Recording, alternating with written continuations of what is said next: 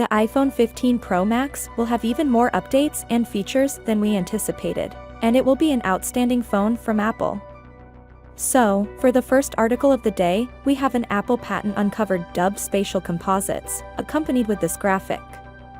The patent now outlines integrating elements like as ceramic and metal inside the cover to make their gadgets more durable and scratch-resistant, as well as less prone to dents. This would significantly increase the longevity of iPhones, but since the patent was just recently awarded, it will not be available in time for the next iPhone 15.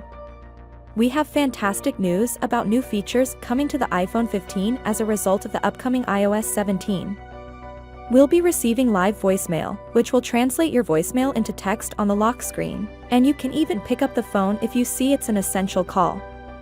We've included a new standby function that will show you at a glance whether your phone is charging in landscape mode, similar to the Apple Watch's stand mode.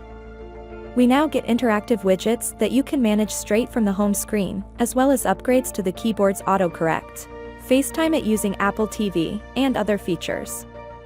We have some bad news about the price, and according to reliable analyst Dan Ives, Apple is expected to increase the price of the iPhone 15 series. While the price has stayed relatively stable for a few years, Dan's projection indicates that there will be an increase this year, mostly with the iPhone 15 Pro models. According to his source, the Pro models might see a price increase of up to $200, with the iPhone 15 Pro Max beginning at $1,299. Given that the non-Pros are quite identical to their predecessors and use the same chipset, I expect just a slight price increase for them, albeit the non-Pro iPhone 15s will receive the new Dynamic Island.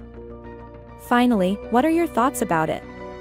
So without being said, let me know your thought in the comment below, and if you are new here, please subscribe. Peace out.